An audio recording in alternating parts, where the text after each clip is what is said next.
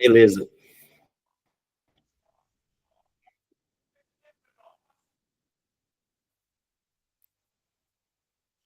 Queridos irmãos em Cristo, boa noite a todos na paz do Senhor, que estamos reunidos em mais um início de semana, nessa noite de segunda-feira, para estudarmos mais um capítulo da Palavra de Deus. Hoje, na realidade, quem iria ministrar o capítulo 2 seria o professor Lael, conforme esquematizado na escala, mas ele não pôde estar conosco hoje ministrando o estudo devido a um compromisso particular. E aí o Eliseu vai estar ministrando aí o capítulo que foi direcionado para que o Lael ensinasse. Então, na próxima semana, o professor que vai retomar os capítulos propostos é o nosso irmão Lael. Eliseu hoje está só quebrando um galho para ele. Depois você cobra ele, Eliseu, que ele vai ensinar um a mais para você. É isso aí. Vamos começar fazendo oração e na sequência eu passo a oportunidade para Eliseu. Amado e querido Deus, Senhor eterno, obrigado por mais esse momento. Somos gratos a Ti por Tua misericórdia e por termos, Senhor, mais uma oportunidade de estudarmos a Tua santa e poderosa palavra. Dirijo o nosso irmão Eliseu e os irmãos que posteriormente irão assistir esta gravação. Abençoe a todos, que todos sejam edificados e alimentados por Tua palavra. Nós te agradecemos desde agora e para sempre. Amém. Com a oportunidade, Amém. Eliseu. Amém. Pai do Senhor para os irmãos.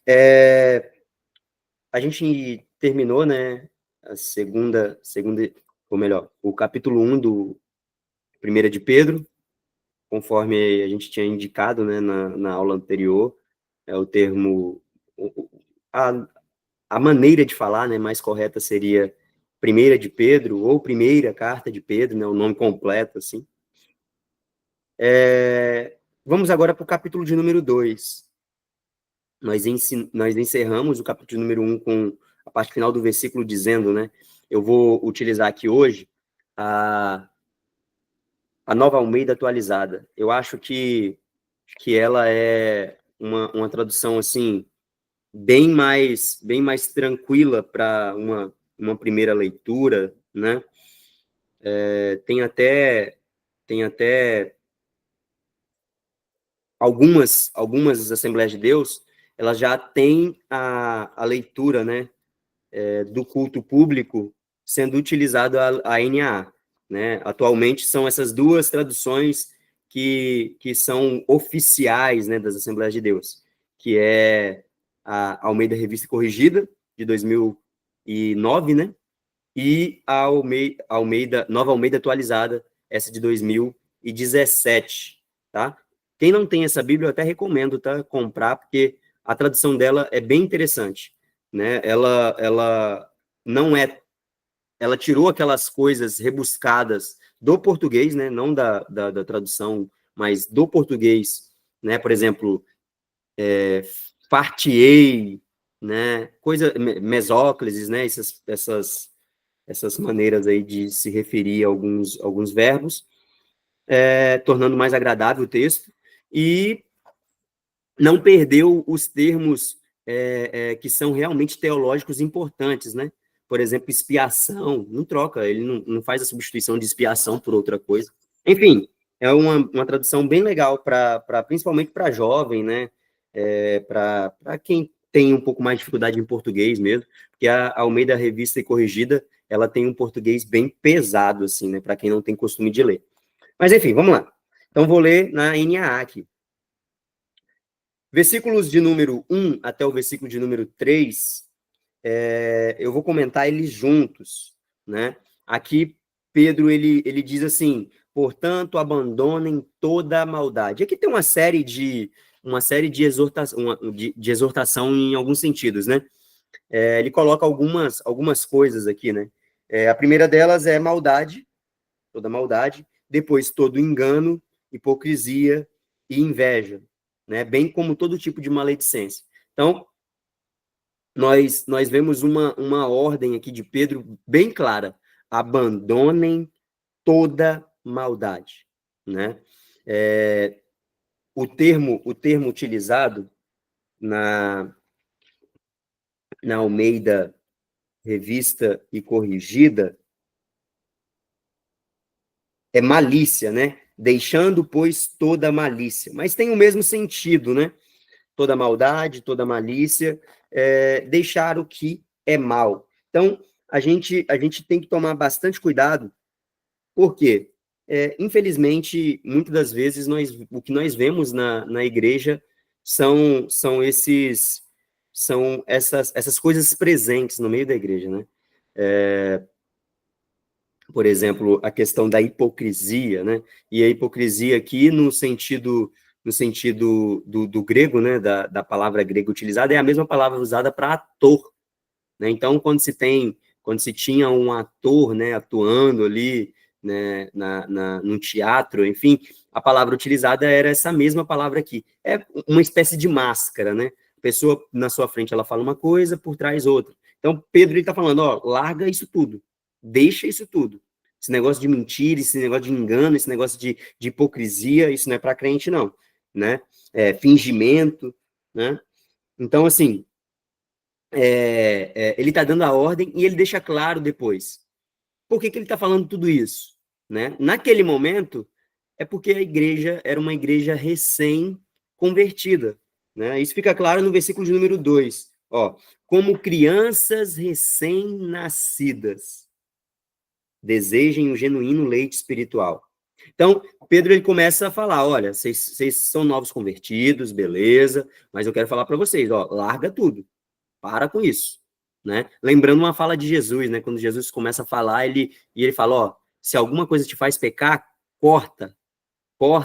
Se o teu olho te faz pecar, arranca. Se o teu pé te faz pecar, corta. Se tua mão te faz pecar, corta. Então, o sentido trate o pecado aqui com radicalidade, né? Acaba com isso de uma vez. E ele continua dizendo, para que por ele lhe seja dado o crescimento para a salvação. Esse leite espiritual aqui, né, comparando o novo convertido a um recém-nascido, o leite espiritual é a palavra de Deus, né?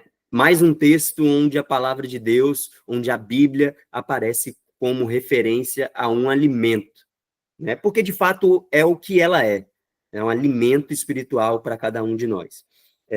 Abrindo um breve comentário, no último domingo eu dei aula para os jovens, né? E a lição foi sobre o capítulo de número 8 de Provérbios. E eu falei, o assunto era a sabedoria, né? E a gente acabou caindo naquele texto de Tiago 1,5, né? Que quem tem falta de sabedoria, peça a Deus que a todos dá sem lançar em rosto, né? E dá abundantemente, né? E aí um dos jovens comentou, né? Mas o versículo 6 diz assim, ó, que tem que pedir com fé, não duvidando. E aí eu perguntei para eles, e como que a gente consegue a fé? Né? Aí eles mesmos responderam, a fé vem pelo ouvir. Então, assim, e ouvir a palavra, né? Ouvir pela palavra. Então, a gente tem uma ligação, né? A pessoa, para poder ter sabedoria, ela pode pedir a Deus em oração. Mas para ela pedir em oração e receber, ela precisa pedir com fé, não duvidando. E ela consegue a fé por meio da palavra de Deus. Então, no fim das contas, a palavra de Deus é esse alimento que estrutura toda a nossa caminhada cristã. Então, não tem como a pessoa falar que ela ama a Deus, sendo que ela detesta a palavra, ela não gosta da palavra. Para ela, beber da palavra ali só no domingo à noite está suficiente. Né? Infelizmente, essa pessoa pode falar tudo, menos falar que ama a Deus. Porque o próprio Jesus falou isso, né? João, capítulo de número 14, por pelo menos 3 vezes Jesus fala, se você me ama, guarda os meus mandamentos. Se você me ama, guarde a minha palavra. Se você me ama, obedeça aos meus mandamentos. Então, assim, se você ama Jesus, você tem que obedecer aos mandamentos, você tem que obedecer a palavra. E como você conhece a palavra? Lendo a palavra, pela palavra. Então, fica esse apelo aqui, né, para isso que a gente está fazendo aqui, continuar, né? Leia a palavra, medite na palavra, beba da palavra, coma a palavra. Se é que vocês já têm a experiência de que o Senhor é bondoso, né? Ou seja, se vocês, né, se vocês já provaram, né, que o Senhor é bom, né? E tudo isso remete à cruz de Cristo, né? se vocês já experimentaram daquilo que Jesus passou na cruz, né, por nós, se vocês já entenderam o que ele fez por todos nós. Amém? Esse primeiro trechinho, então, ele vem trazendo essa exortação aí para a igreja, lembrando que ele escreve essa carta, né, para os crentes que estavam ali no norte da Galácia, né, um lugar que Paulo ele não visita, né, pelo menos na sua primeira viagem missionária ele não vai, mas eles estavam ali dispersos, né, o próprio Pedro se refere a ele como forasteiro, né, forasteiros, e essa é uma carta, como eu falei na semana passada, católica, né? Uma carta universal. É uma carta para vários lugares, não é direcionado para uma igreja específica, né? Mas para cristãos que estavam dispersos, né? Na Galácia, na Capadócia, na Ásia, na Bitínia, enfim, aquela parte de cima da Galácia, né? No norte da Galácia. Perfeito. Agora nós vamos falar sobre a pedra, né? E aqui a gente faz até um comparativo com o próprio texto que a gente já estudou lá de Mateus, né? A gente encerrou Mateus e ficou legal esse link aí, por quê? Pedro ele começa falando assim, ó, chegando-se a ele a pedra que vive. E a referência que eu quero citar, é lógico, é Mateus 17, né? Deixa eu ver se eu não estou confundindo aqui. Acredito que seja Mateus 17 mesmo. Onde Jesus pergunta para os discípulos quem ele é. Não é 17, não. A minha memória me traiu aqui. Mas Jesus chega para os discípulos e pergunta quem ele é. E aí os discípulos começam a falar, né? É 16, 17. Eu lembrei do 17, mas quem ele é? E aí eles falam, né? Olha, uns estão dizendo aí, quem diz que eu sou? Uns estão dizendo aí que o senhor é João Batista, outros estão dizendo que é Elias, outros estão dizendo que é Jeremias, outros estão dizendo que é um dos profetas. Aí Jesus vai e pergunta assim, e vocês? Quem dizem que eu sou? E aí Pedro levanta, né, no versículo 16, e fala, ó, tu és o Cristo, o Filho de Deus vivo. Nesse momento, no versículo 17, Jesus vira para ele e fala assim, olha, bem-aventurado és tu, Simão Barjonas, porque não foi carne e sangue quem te revelou, quem tu revelou, né? Mas meu Pai que está nos céus.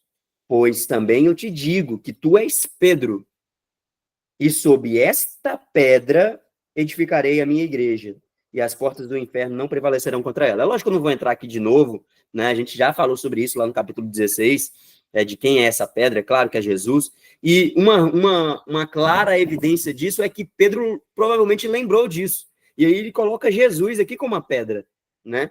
Ele fala, olha, chegando-se a ele, a pedra que vive, quem é essa pedra? Jesus, né? Mas o que aconteceu com esse povo, né? Quando recebeu, ou melhor, né? Quando não recebeu a essa pedra, né? Pedro continua dizendo, rejeitada, sim, pelos homens, mas para Deus, eleita e preciosa. Então, para os homens, pode ter sido rejeitado, para os judeus, pode ter sido rejeitado, né? Para os que eram seus, pode ter sido rejeitado, mas para Deus é eleita e preciosa. Da mesma forma, vocês também, como pedras que vivem. Por quê? Aí a gente pode entender como sendo aquela parábola que Jesus... Parábola não, né? Quando Jesus... parábola mesmo. Quando Jesus fala dele mesmo como videira, né? Quem está conectado em mim tem vida. Quem não está conectado não tem vida, não tem jeito, né? Só serve para ser queimado lá. Mas aqui nós temos isso também. Como nós estamos conectados à pedra, que é Cristo, nós também nos tornamos pedras vivas, né? Pedras que vivem. São edificados casa espiritual para serem sacerdócio santo, a fim de oferecerem sacrifícios espirituais. E aí a gente tem a tradução da Almeida Revista e Corrigida, né? Talvez seja um pouquinho mais costumeiro, né? Até decorar esse trecho assim, né? Vós também, como as pedras vivas, sois edificados, casa espiritual e sacerdócio santo, para oferecer sacrifícios espirituais agradáveis a Deus por Jesus Cristo. Então, além de a gente ser considerado também como pedra viva, né, nós estamos tendo essa característica simplesmente por estar em Cristo, né? E esse termo é um termo que aparece em todo o Novo Testamento com frequência, né? A gente vê Paulo o tempo todo falando isso. Ó, vocês são mais que vencedores. E eu já vi muita gente falando, parando por aí, né? Nós somos mais que vencedores. Mas o que o texto diz não é isso. O texto diz que nós somos mais que vencedores em Cristo. Tá? Então, por muitas vezes, começa a perceber isso. Quando Paulo ele vai se referir a determinados assuntos, ele fala, vocês são, só que em Cristo. Se você não estiver em Cristo, infelizmente, você não vai ser, não dá para poder ter essa alcunha aí, não dá para ter essa característica, né? E nós somos pedras vivas se nós estivermos em Cristo. A partir do momento em que a pessoa fala, não, agora eu quero ser igreja sozinho, né? A partir de agora eu quero ser esse negócio de ficar se reunindo aí, de ter pastor, eu quero ser igreja, eu sou igreja e eu sou independente, né? E aí acaba virando um desigrejado, né?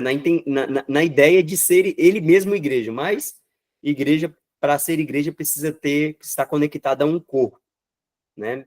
E existe até mesmo corpo sem membro, né? Existe, você já deve ter visto, uma pessoa sem a mão, ou sem o pé, ou sem um dedo, ou sem um olho, porém não existe membro sem corpo, né? Pelo menos não vivo, né? Então, para ser vivo, você precisa estar conectado ao corpo, conectado à cabeça, que é Cristo. Sacerdócio santo, a partir do momento que nos conectamos com o sumo sacerdote, né, o grande sumo sacerdote, que é Cristo, nós temos, então, recebemos esse tão grande privilégio de sermos chamados de sacerdócio santo. Sacerdócio santo.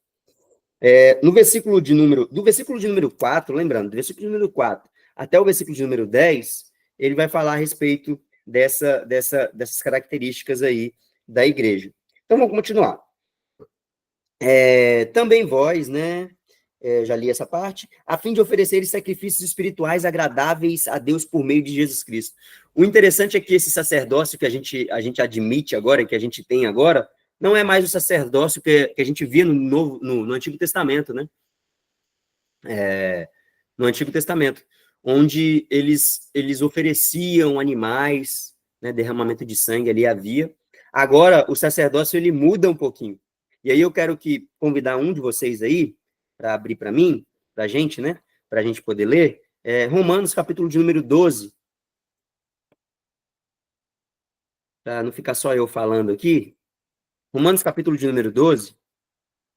Ô, irmã Selma, ou Abimael aí, lê esse trecho, né, do versículo 1 aí de Romanos 12, puder ler, já pode abrir e ler o versículo. Romanos 12, quanto? Romanos capítulo 12, versículo 1.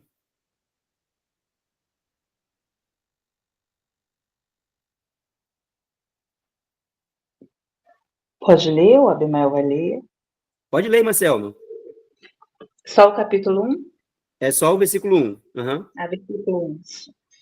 Suplico-vos, pois, irmãos, pela misericórdia de Deus, que apresentardes os vossos corpos em sacrifício vivo, santo e agradável a Deus, que é o vosso culto racional. Então, olha só, obrigado. Então, olha só, Pedro, indo em consonância com o que Paulo, né, fala aos romanos, ele coloca essa característica, uma característica bem marcante, né, de que agora o sacrifício não é mais animais. O sacrifício agora não é mais você oferecer um cordeiro imaculado, um cordeiro de 1 ano de idade, né? O que agora está sendo feito ali é um sacrifício, mas é um sacrifício vivo, onde você é o sacrifício. Onde nosso corpo ele é oferecido como sacrifício, né? Olha, ofereça o vosso corpo em sacrifício vivo. vivo, santo e agradável a Deus. Então, agora nós oferecemos o nosso corpo. Infelizmente, tem muita gente hoje que não trata bem o próprio corpo, né? Que não trata bem esse templo e morada do Espírito Santo de Deus. Né? As pessoas, elas negligenciam o tratamento para com o corpo, tendo, às vezes, a falsa ideia de que o templo de físico, de tijolo e de cimento, é mais importante do que o templo de carne e osso, o templo que é o nosso próprio o nosso próprio ser, né, o próprio ser humano. Então, que nós possamos entender isso daqui, né? Nós somos edificados casa espiritual para ser sacerdócio santo, e agora nós vamos oferecer sacrifícios espirituais agradáveis a Deus. E como que nós conseguimos oferecer esse tipo de sacrifício? Por Jesus Cristo. Só por Jesus Cristo, né? E aí agora Pedro ele começa a citar o profeta Isaías, né? E ele diz assim, ó, versículo 6, por isso está na Escritura, eis que ponho em Sião uma pedra angular, eleita e preciosa, e quem nela crê não será envergonhado, né? A tradução Almeida Revista e Corrigida traz confundido, mas o confundido aqui é o sentido de ser envergonhado mesmo, tá bom? Portanto, para vocês, os que creem, esta pedra é preciosa. Então, para nós, Cristo é precioso. Para nós, Jesus é precioso. Para nós vemos com valor o sacrifício feito na cruz do Calvário. Mas para os descrentes, a pedra que os construtores rejeitaram, essa veio a ser a pedra angular. Citando novamente, né? Agora o Salmo, né? Salmo 118, ele cita aqui. Enfim, nós temos essa pedra e no versículo de número 8, ele coloca essa pedra, novamente citando Isaías, como pedra de tropeço e rocha de ofensa.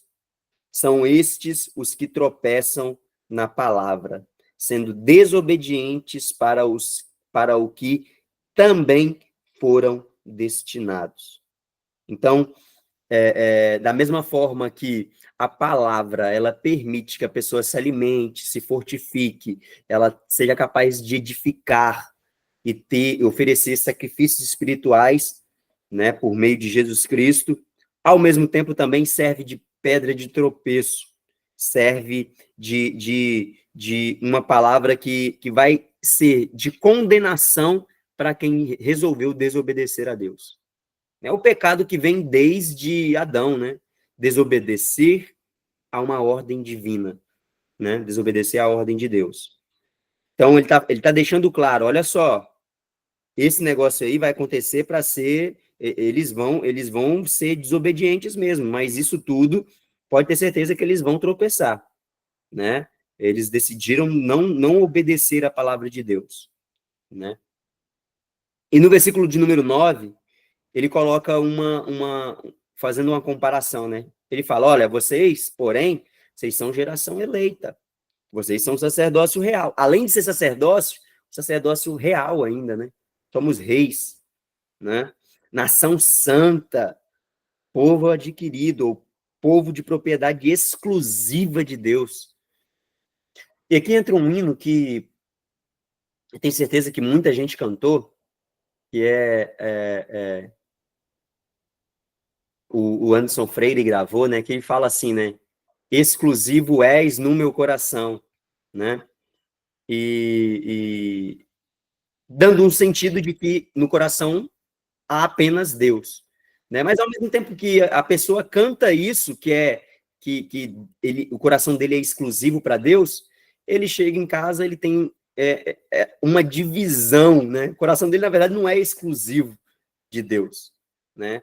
Ele compartilha Deus com várias coisas. E quando se fala aqui, ele coloca, né? Pedro coloca o povo como sendo propriedade exclusiva de Deus. E será que nós estamos sendo propriedade exclusiva de Deus? ou nós estamos sendo divididos com outra, dividindo o nosso tempo, dividindo o nosso culto, dividindo o nosso sacrifício com outras pessoas ou outras coisas que não são o nosso Deus, né? Fica aí para a gente pensar um pouquinho. A fim de proclamar as virtudes daquele que vos chamou das trevas para a maravilhosa luz. Então, tudo isso tem um intuito, tudo isso tem um propósito, proclamar que Jesus, né, que Jesus, ele nos trouxe das trevas para a maravilhosa luz. Então, nós vamos propagar a partir de agora, glorificar a partir de agora o nome de Jesus. Bimael levantou a mão aí, pode abrir o microfone. O Eliseu, irmã Selma fez uma pergunta lá no comentário, eu não sei se você notou. Não vi, peraí. Vou deixar passar batido. Ah, perfeito. É o que eu estava comentando, né? Quando nós vemos o Antigo Testamento, nós vemos, né, sacrifícios de animais, né? A partir de agora, nós vemos o sacrifício, a partir do momento do sacrifício de Jesus Cristo na cruz, né? Não se tem mais sacrifícios de animais. Então, a partir desse momento, nós vamos começar a oferecer sacrifícios vivos, né? É justamente o texto que a gente leu de Romanos, capítulo 12, que o Paulo ele escreve, olha, ofereçam os vossos corpos em sacrifício vivo, santo e agradável a Deus. Então, para que a gente possa oferecer sacrifícios espirituais, a gente precisa entender que todo esse sacrifício espiritual precisa estar ligado a Cristo, né, a cruz de Cristo. E a partir desse momento, o nosso dedicar, o nosso deixar, né, abrir mão das coisas desse mundo, eles se tornam esse sacrifício aí que Pedro descreve como sacrifícios espirituais. Nós estamos agora em condição de oferecer sacrifício espiritual para um Deus espiritual, né, por meio de uma casa espiritual para agradar a Deus por meio de Jesus Cristo. Quer complementar alguma coisa, Ismael? Fica à vontade aí. Essa parte aí de 1 Pedro 2,9, principalmente a primeira parte, a questão da geração eleita, querendo ou não, entra um pouquinho aqui no quesito do calvinismo e arminianismo, onde o calvinismo diz que Deus elege a pessoa incondicionalmente, independente se ele vai ter fé ou não, Deus elege, com base na sua presciência. Já o arminianismo defende que Deus elege a pessoa condicionalmente, quando Deus prevê lá na frente que a pessoa vai ter fé. Então ele elege. Aí o que Paulo diz em Efésios, que é o capítulo 1, versículo 4, em que ele nos elegeu para que fôssemos santos e irrepreensíveis nele em amor. Então existe aí a eleição geral e a eleição específica. A eleição geral, ela abrange o quesito da igreja, que a igreja ela está predestinada para a salvação. Ela está predestinada para a salvação. Mas quem está dentro da igreja tem um livre-arbítrio de sair desse barco que tem um curso só, que é a salvação. Ele não muda, ele não muda. E os que estão dentro desse barco são os eleitos, eleitos por Deus, que Deus viu bem antes, os elegeu e os predestinou para onde? Entra nesse barco aqui que o destino dele é o céu. Mas a pessoa, mesmo que ela for eleita por Deus para ser santa, irrepreensível, em caridade, claro que são os requisitos básicos para uma vida cristã, que também aí inclui essa pergunta da irmã Selma, que é a questão do serviço ou do sacrifício. O sacrifício tem a ver com serviço espiritual, dedicação a Deus, tanto corpo, alma e espírito, isso tudo tem a ver com sacrifício espiritual. E tem a questão da eleição, que Deus nos nos elegeu para a salvação, como também no aspecto da vivência espiritual, que é santo e irrepreensível em amor para com ele. Paulo, ele chega a finalizar essa questão para a gente encerrar, né, até ver se tirou a dúvida de fato da irmã Selma, ele chega a finalizar o versículo dizendo assim, que é o vosso culto racional, né? E aqui a gente pode abrir de maneiras distintas. Por quê? Vou dar um exemplo de um sacrifício que é espiritual, um sacrifício que não é, né? A pessoa ela pode, por exemplo, vamos colocar limpar a igreja. Esse limpar a igreja, ele pode ser recebido por Deus ou não. Em que sentido? Vamos supor que eu limpo a igreja todo o dia, ou toda semana, né? Mas o meu propósito ao limpar a igreja é para que as pessoas vejam eu limpando, para que, quem sabe, possam me elogiar, para que, quem sabe, elas possam olhar assim, o pastor ficar feliz, né? Eu vou limpar a igreja, eu sempre escolho os momentos que vai ter gente passando ali na rua, eu vou sempre limpar a igreja com a porta aberta para a galera que está passando na rua ver que eu estou ali limpando, que eu estou me dedicando. E outra pessoa, ela limpa a igreja, mas não para que outras pessoas vejam ela limpando, ou outra pessoa, ela vem, né, limpar a igreja, ela vem ali, mas no intuito de realmente se preocupar com o templo, né, e que as pessoas possam adentrar, dobrar os seus joelhos sem sujar a roupa, né, ela possa ter a liberdade de entrar na igreja e tá com um cheiro bom, né, para poder cultuar melhor, adorar a Deus. A partir do momento que essa pessoa ela faz o culto, né, dela, ou oferece esse limpar a igreja aí para Deus, né, Deus recebe ele tem, né, ele recebe esse serviço e tem um galardão para ela. É o que lá em Coríntios fala, né? Tem prata, tem ouro, tem pedras preciosas, mas também tem madeira, tem feno, tem palha, né? Tem gente que ele produz, ele faz as coisas, mas o intuito dele fazer as coisas, o propósito é o propósito errado, né? E aí, por ser isso, essas obras acabam sendo feno, palha e madeira, né? Quando colocar no fogo, é queimado.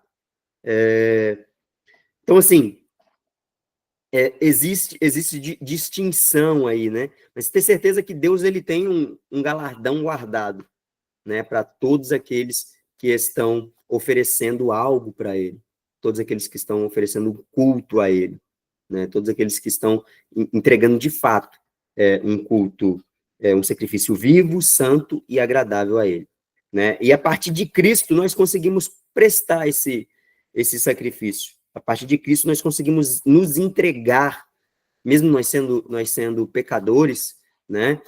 Por meio do arrependimento e por meio de Cristo habitando em nós, nós conseguimos ofertar alguma coisa que preste para Deus. Se nós conseguimos ofertar alguma coisa que preste para Deus, é porque Cristo está em nós, tá?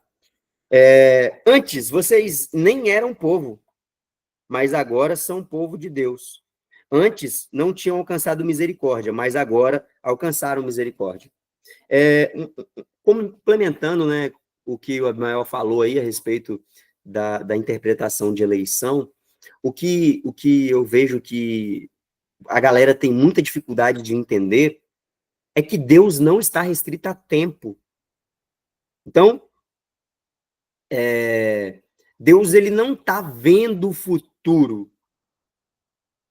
Isso é um pouquinho difícil de entender. Mas Deus ele não está vendo o futuro. Ele já está lá. Deus ele não está vendo o que vai acontecer. Ele está lá. Então, assim, é nisso daí que a gente vê a presciência de Deus, né? A gente vê Deus sabendo o que vai acontecer. É lógico que Deus sabe. É lógico que Deus sabe tudo que vai acontecer. Isso é a onipotência de Deus, né? Onisciência de Deus. Mas isso não quer dizer que nós estamos no carrinho de controle remoto. E Deus guiando esse carrinho de controle remoto e falar, agora ele vai bater esse carrinho de controle remoto, agora ele vai bater o carro lá no poste. Não é isso, né? Deus ele nos dá a oportunidade e esse livre-arbítrio aí. Acabou de fazer essa pergunta.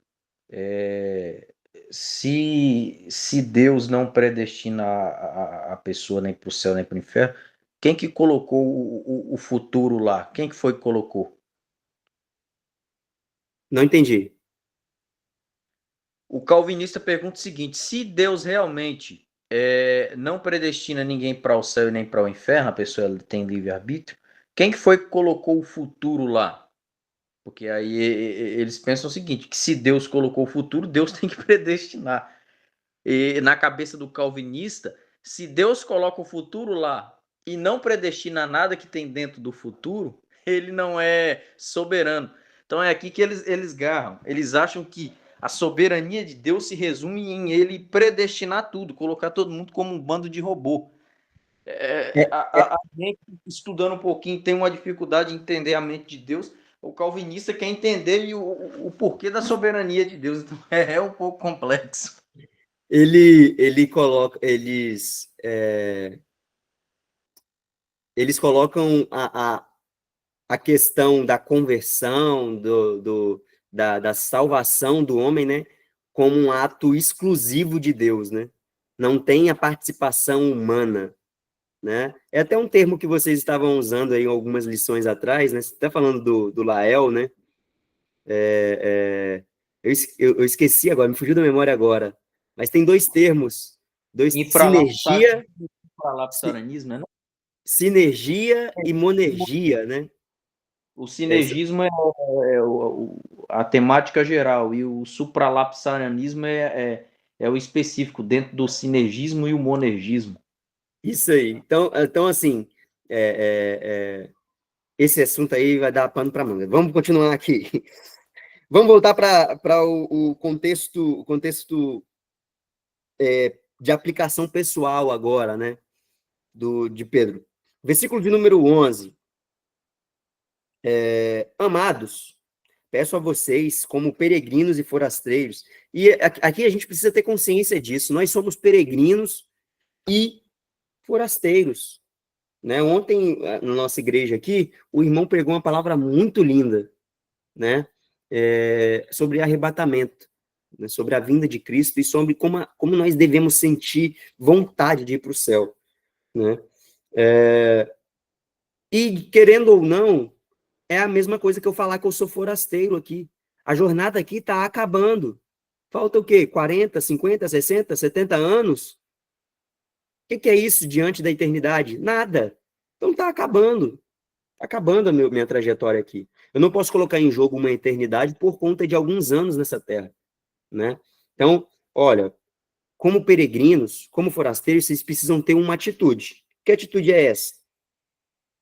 Que se abstenham das paixões carnais, que fazem guerra contra a alma, tendo conduta exemplar, meu irmão. Ele fala o seguinte, olha, vocês têm que sair desses negócios, essas paixões que vocês têm aí, ó, vocês alcançaram a misericórdia. Vocês não precisam mais disso. Como os forasteiros, como alguém que não é daqui, vocês precisam entender que vocês precisam se abster disso, vocês precisam largar isso.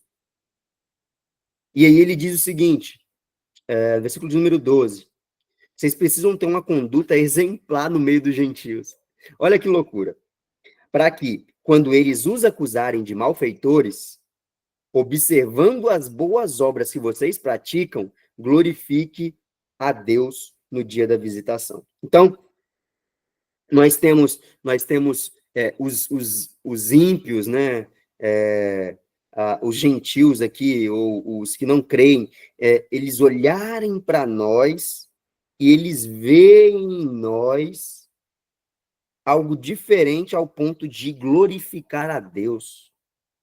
Então, assim, é algo muito poderoso, né? É algo muito...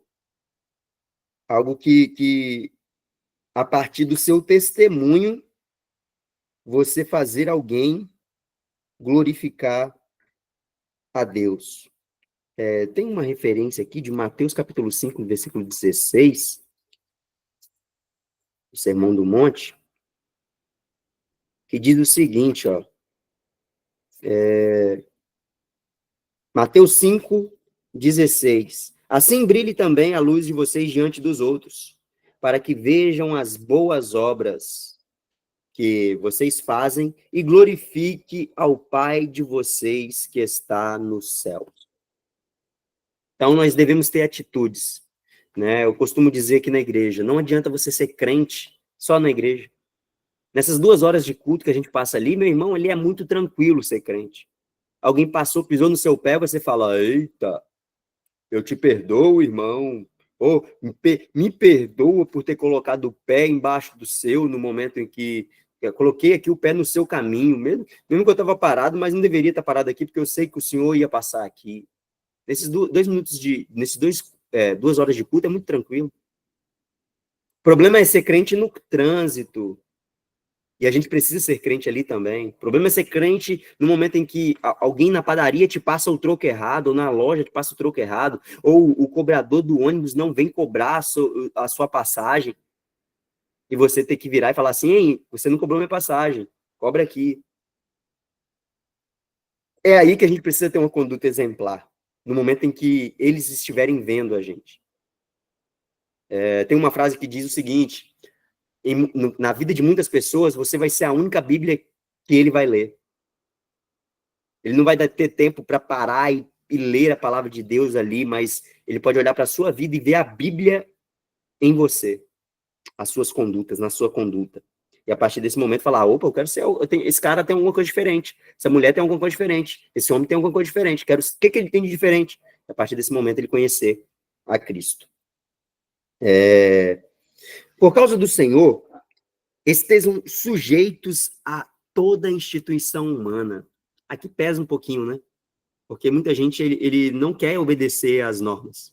Ah, não, esse negócio aí, ó, eu vou sonegar mesmo. Ah, não, eu vou esconder aqui o meu lucro. Ah, não, eu tô ganhando, tô recebendo aqui, mas vou colocar por fora esse lucro aqui, porque senão o leão vai vir, ó, vai pegar.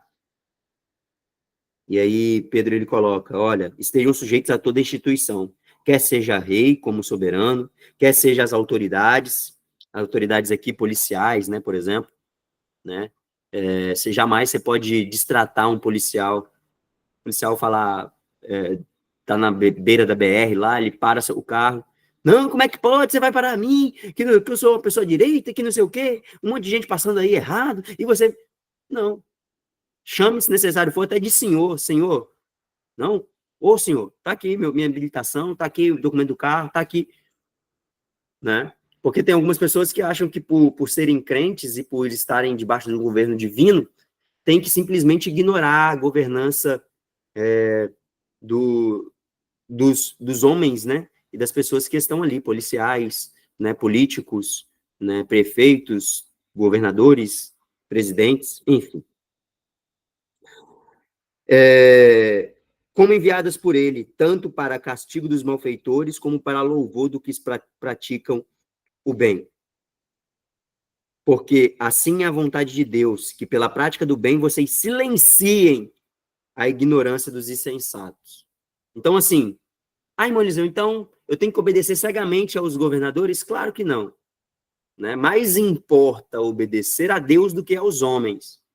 Mas desde que não fira um princípio divino, tem-se que respeitar. Tem-se sim que respeitar e obedecer às normas, às regras de um governante, tá bom? Inclusive, nós devemos orar por eles. Como pessoas livres que são, não usem a sua liberdade como desculpas para fazer o mal. E aqui tem uma confusão, né? Entre liberdade e libertinagem. Tem gente que acha que liberdade é libertinagem. Então, já que eu estou na graça mesmo, já que a graça, para que a graça superabunde em mim e que Deus me perdoe de grandes pecados, eu vou fazer o seguinte, eu vou fazer tudo de errado mesmo. Né? E Paulo condena isso. Ele fala, opa, que negócio é esse? A graça vai ser mais... Vocês estão pecando para que a graça seja mais, mais abundante? Vocês estão fazendo isso para que... Não, gente, não é assim, não pequem. Né? E Pedro está falando justamente a mesma coisa aqui. Olha só. Não usem a liberdade para fazer o mal. Não usem a liberdade como desculpa para fazer o mal. Pelo contrário, vivam como servos de Deus, meu irmão.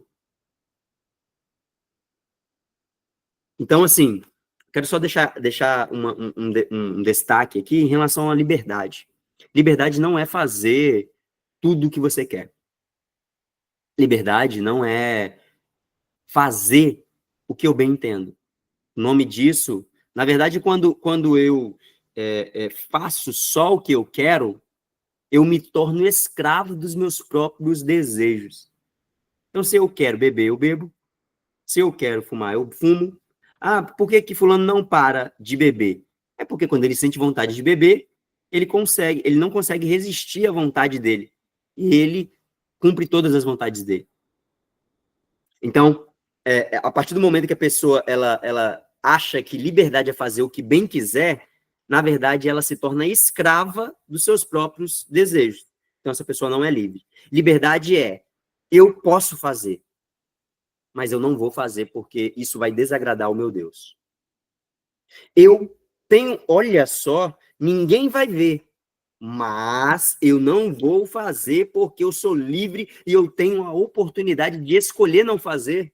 Eu posso não fazer. É o exemplo daquela pessoa que estava dentro do avião, né? E que bebia muito. E aí, ao ver um crente, ele vira para o crente e fala: rapaz, olha só, você aceita um golinho de vinho? Sei que vocês não bebem, né? E aí a pessoa pega o vinho e fala assim: claro, me dá aqui. Pega a taça, coloca o vinho. Aí fala, a pessoa fica olhando assim: uai, será que vai beber? Fala assim: ah, não, eu não vou beber, não. Porque eu posso escolher não beber. Já você só consegue pegar esse avião se estiver embriagado. Então, na verdade, quem tem a liberdade aqui não é você. E você não consegue suportar, não consegue não beber. Mas eu consigo. Eu posso escolher beber ou não. E eu escolho não beber. Então, essa é a essência da verdadeira liberdade. Você tem liberdade, né, para escolher não pecar. E você escolhe não pecar. Isso sim é liberdade. Isso sim é liberdade. Ah, mas todo mundo nessa situação aí trataria dessa forma. Ah, mas todo mundo que estivesse nessa situação que você está hoje, ele ia lá e fazia isso aqui para se beneficiar. Mas eu poderia fazer isso. Mas eu também posso escolher não fazer. E eu escolho não fazer. Isso é liberdade. Tratem todos com honra. Amem os irmãos na fé. E temam a Deus e honrem o rei. Existem algumas ordens da Bíblia que, se a gente cumprisse ela, ou se a igreja cumprisse ela, pelo menos 90% uma dessas ordens, 90% dos problemas da igreja acabariam. Uma delas é esse versículo aqui. Tratem todos com honra. Amem os irmãos na fé. Se a gente amasse mesmo, de fato, os irmãos na fé, os problemas da igreja acabariam. Temam a Deus. Então, assim, a vida cristã ela precisa ser uma vida exemplar. Ah, irmão Eliseu, então quer dizer que a gente não vai errar? Claro que não. Claro que não. Mas a gente precisa buscar viver de maneira conforme a palavra de Deus indica, conforme a palavra de Deus ordena, conforme a palavra de Deus nos deixa as diretrizes, né? A gente vai melhorando a cada dia, a gente vai evoluindo a cada dia. Isso é o evangelho. Isso é o evangelho. Algum comentário aqui, irmãos, nesse trecho do versículo 11 até o versículo de número 17? Né? Pedro ele tá falando sobre o aspecto de convívio mesmo das pessoas, né? E que a gente precisa ser uma carta que as pessoas vão olhar para nós e falar assim: opa, eu quero ser igual esse camarada. Esse camarada tem alguma coisa diferente. Né? Eu nem até não concordo muita coisa que parece às vezes que ele é ingênuo, mas ele tem algo diferente. Né? Abimael, quer comentar alguma coisa? Fica à vontade aí. Então, assim, Pedro ele coloca um trecho falando com os crentes, coloca um trecho falando a respeito dos governadores, né, e das instituições governamentais. E ao nosso pensar, isso é até plausível. Assim, até que eu consigo obedecer os policiais, até que eu consigo obedecer aos vereadores, obedecer, né, a quem de fato tem algum poder governamental, né, na sua medida proporção. Só que o contexto que Pedro escreve aqui é um contexto de forte perseguição. Pera. O rei está mandando os seus soldados perseguirem a gente. E a gente tem que honrar esse rei. O rei está mandando a gente, às vezes, ser preso. E eu tenho que obedecer. Então, a ordem para aqueles peregrinos, forasteiros, que estavam dispersos, é ainda mais severa do que a gente acha que é. O contexto que a gente tem que ler Pedro é esse, sempre ler no contexto de perseguição. Perseguição. Pedro está escrevendo para uma igreja que está sendo perseguida. Vamos lá. E por que eu tenho que ser dessa forma? Por que tem que ser dessa forma, Pedro? Eu achei que o evangelho seria uma coisa boa. Pensei que o evangelho seria só bem bom. Mas, pelo visto, não na minha perspectiva humana, né, Pedro? Olha só, versículo de número 18. Servos, sejam obedientes ao Senhor de vocês. E ao Senhor aqui não é Deus, tá? Tá em até letra minúscula. O Senhor aqui é o patrão mesmo. E quantas vezes a gente vê empregados aí que não obedecem aos seus patrões, né? Ou às vezes obedecem aos seus patrões enquanto eles estão vendo. Mas no momento que o patrão sai um pouquinho, ele, e aí, colega, vamos morcegar aqui legal. Pai, deixa esse negócio para lá, pai. Vamos fazer devagar aqui para render o dia, para render uma hora extra, né? Então, tem outro versículo, não me lembro agora, se vocês lembrarem, pode até comentar. Acho que é Efésios 6. Olha, o Espírito está me fazendo lembrar. Eu acho que é Efésios 6, vamos ver aqui. Que Paulo, ele fala assim, olha, trabalhe para o seu patrão, trabalhe para o seu senhor, como se você estivesse trabalhando para Deus. Deixa eu ver se minha memória está me traindo aqui, ou se é isso mesmo. Efésios, capítulo 6. A gente gosta muito do revestir da armadura, né? Mas antes do revestimento da armadura tem uma série de ordenanças aqui, né? No capítulo 6 de Efésios. Ordenança aos filhos, ordenança aos pais, ordenança aos servos. Olha só. Versículo de número 5 de Efésios 6. Quanto a vocês, servos, obedeçam aos seus senhores aqui na terra com temor e tremor, com sinceridade de coração, como a Cristo. Ou seja, você precisa estar trabalhando para o seu patrão como se você estivesse trabalhando para Jesus. Como se você estivesse trabalhando para Deus. Será que a gente trabalha, de fato, como se estivesse trabalhando para Deus? Será que quando a gente chega na sexta-feira à tarde ali, será que a gente está trabalhando como alguém que está trabalhando para Deus, de fato? Né? Fica também para a gente pensar um pouquinho aqui nessa ordenança de Pedro. Sejam obedientes ao Senhor, ao Senhor de vocês, com todo o temor. E não somente se ele for oh, meu Deus do céu, não somente se ele for bom e cordial com você. Ah, meu patrão é legal, meu patrão é top, então vou obedecer ele. Mas também se ele for mal. E o patrão sendo mal, aquele patrão que não dá um pingo de folga. Aí é complicado, hein? É esse patrão aí que você tem que dar obediência lá e que a palavra de Deus está mandando. Meu Deus do céu. Versículo de número 19 chega a dizer o seguinte: porque isso é agradável a Deus.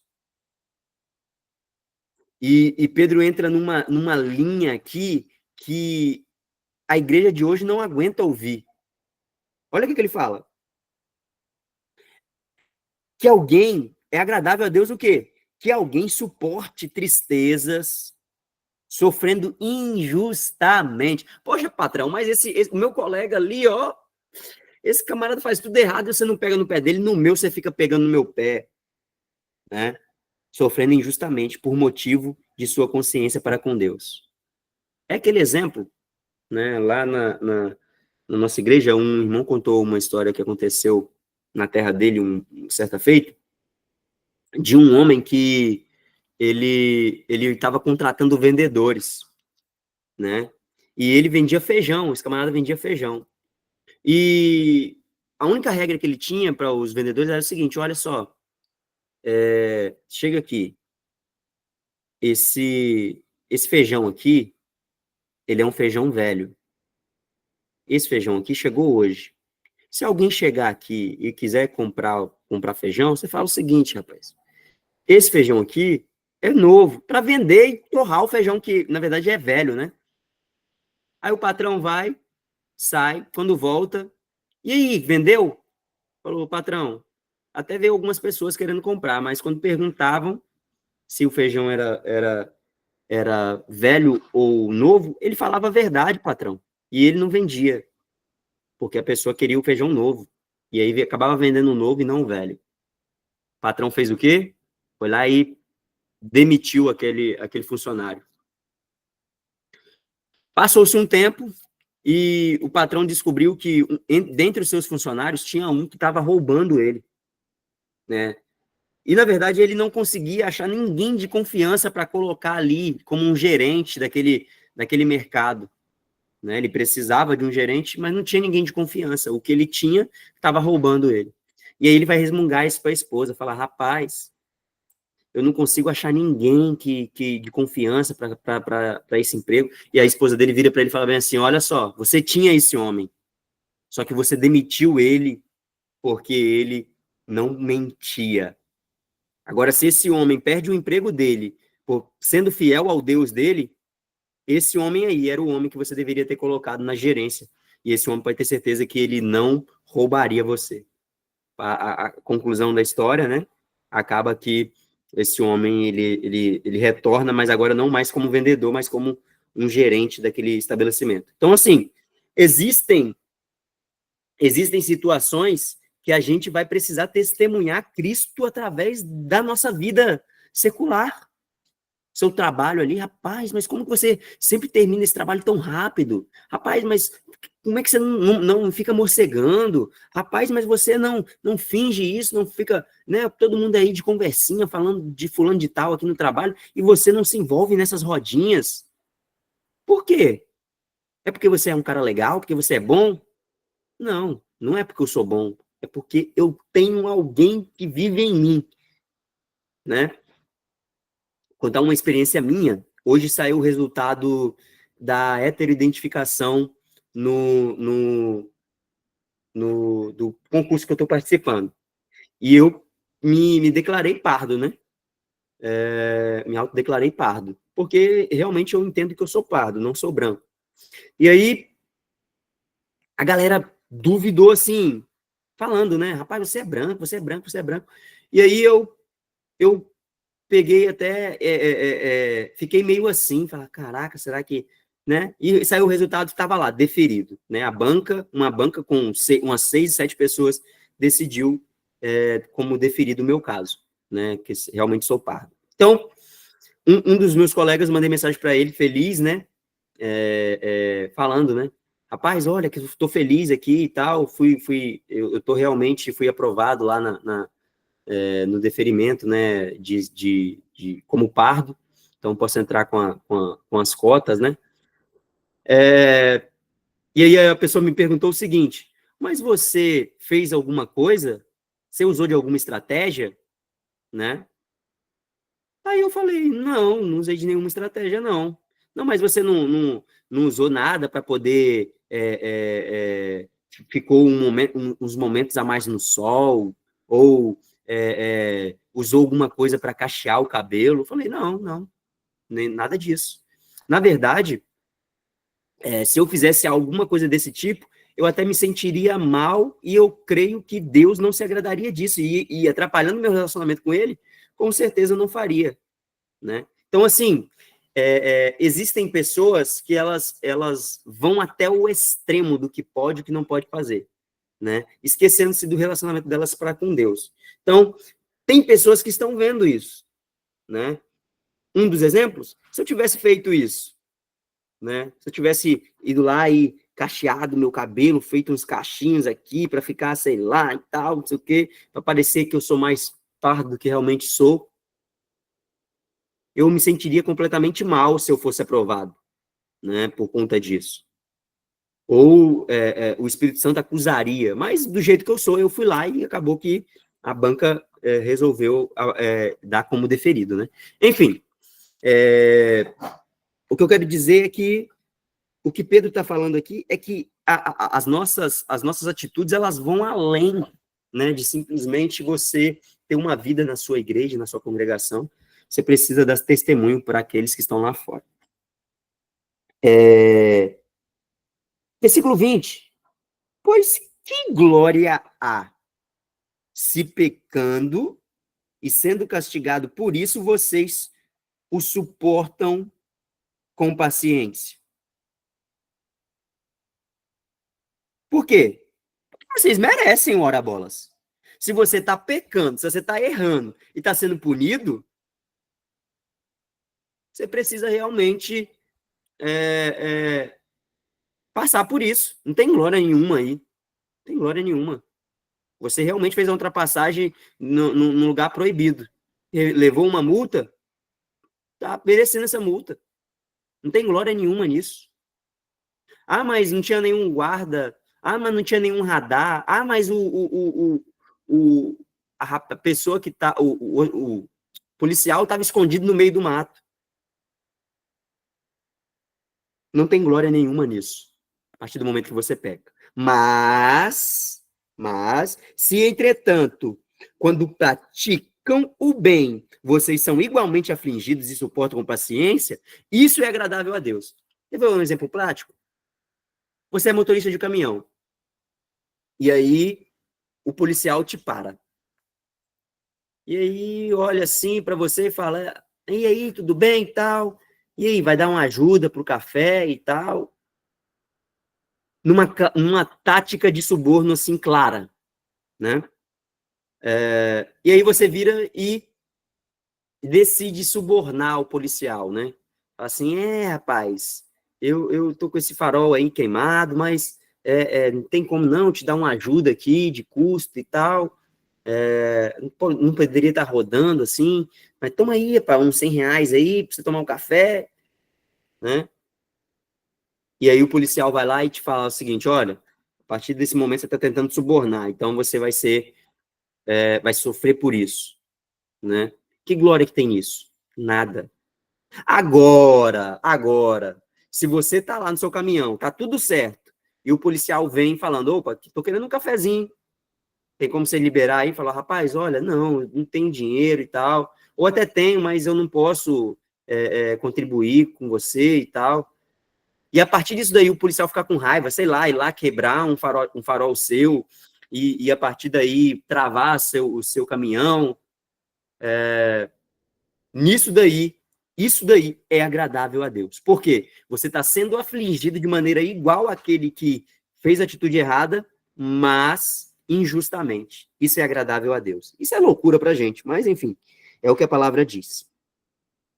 Porque para isto mesmo vocês foram chamados, pois Cristo... Aí ele coloca o maior dos exemplos, porque o problema do ser humano, né, o ser humano ele não foi digamos assim, programado para sofrer, né?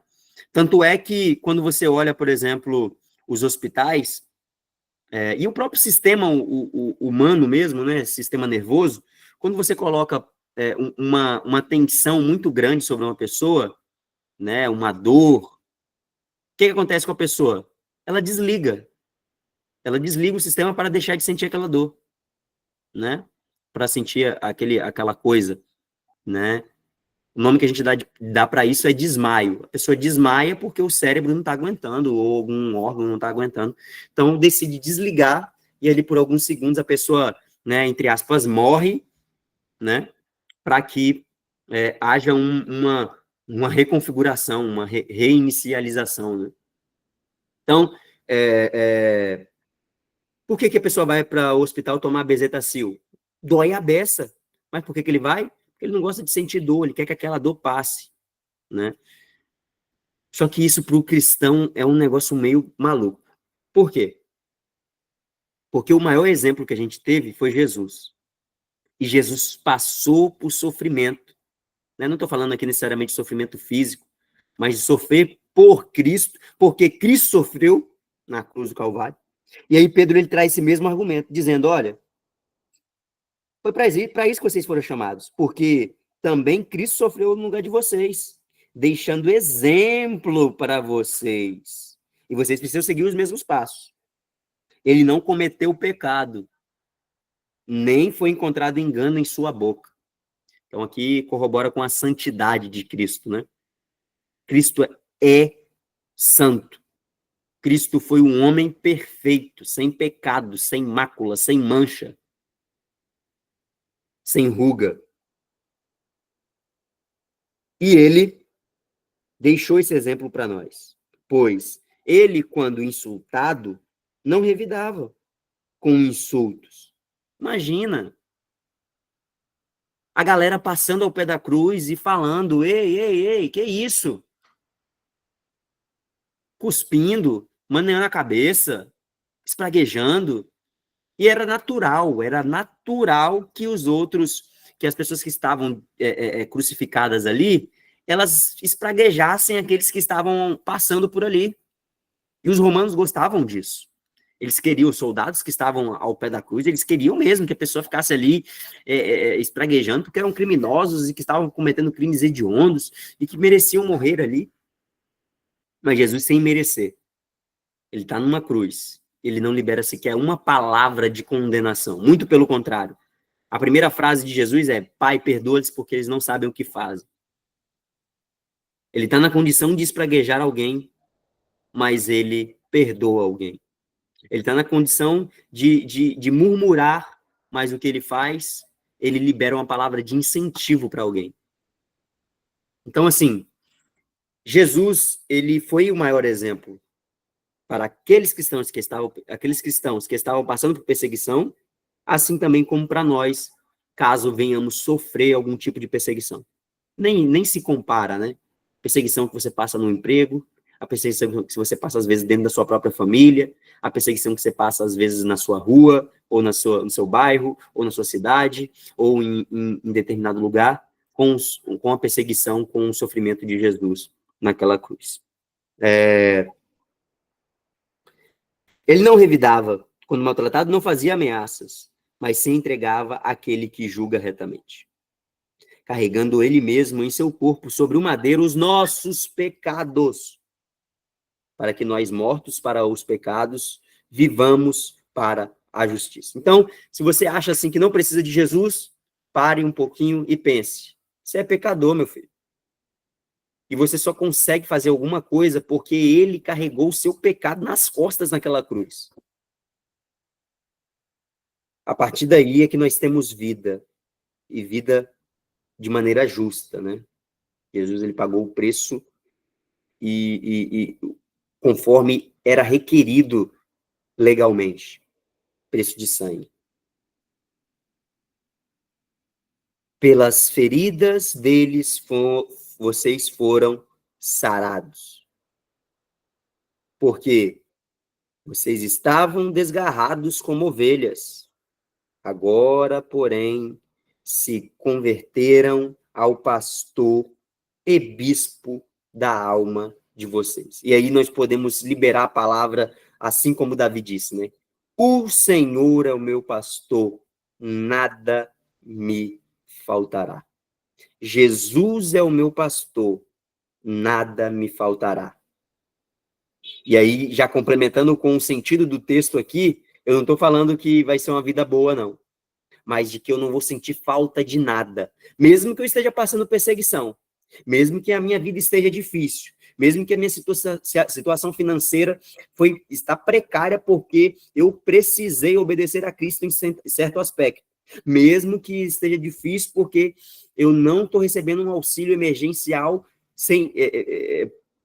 porque eu fui lá e falei, né? Fui sincero. Né? Eu não falei que eu tinha 5 filhos, que eu tinha que era desempregado, não, eu fui sincero. E aí não estou recebendo, estou passando um aperto por conta disso, o meu vizinho mentiu em tudo, está recebendo tudo lá, mesmo que eu esteja passando por tudo isso, eu não vou sentir falta de nada, né? Então aí eu digo como Davi, o Senhor é meu pastor, Jesus é meu pastor, Deus é o meu pastor, né? E o texto do Salmo 23 é justamente sobre isso, né? A gente tem o Salmo 22, 23 e o 24 falando de Cristo, né? O 22 falando sobre o sofrimento dele na cruz, né? E de seu sacrifício. O 23 falando sobre ele sendo nosso pastor, Jesus sendo nosso pastor. E o 24, ele glorificado, né? Nos portais eternos, né? Então, 3 fases aí de Jesus, né? Nós vemos o salmista declarando: Jesus é o meu pastor, não vou sentir falta de nada tenho falta, né? O hino que é cantado ele traz até uma tradução até mais adequada, né, do que o Senhor é meu pastor, nada me faltará. O Senhor é meu pastor, de nada tenho falta, né? Que ele canta, né? De nada tenho falta, porque nós não vamos sentir falta de nada quando nós estivermos realmente ligados a Cristo. E aí nós vamos poder, além de falar como Davi, falar como Paulo. Olha, eu sei viver no pouco, sei viver no muito, posso todas as coisas naquele que me fortalece. Um cara prisioneiro falando que pode todas as coisas. É essa loucura do evangelho. É isso que o evangelho tem para nós. Amém? Abimael, quer complementar alguma coisa aí? A partir de agora nós estamos convertidos a esse pastor. Né? Que nós possamos estar convertidos e ter sempre o exemplo dele em mente. Porque ele é quem nos direciona, ele é quem nos guia, ele é quem nos conduz. Então, se você está passando por dificuldade, está passando por perseguição, está passando por aflição, lembre de Jesus. Lembre que ele foi o maior exemplo para cada um de nós, para cada cristão. Amém? Abimael, Anselmo, alguém tem alguma dúvida, algum comentário? Se não tiver, eu já passo. Para mim tá ok. Para mim tá ok. Passo a palavra para você, então, para estar encerrando.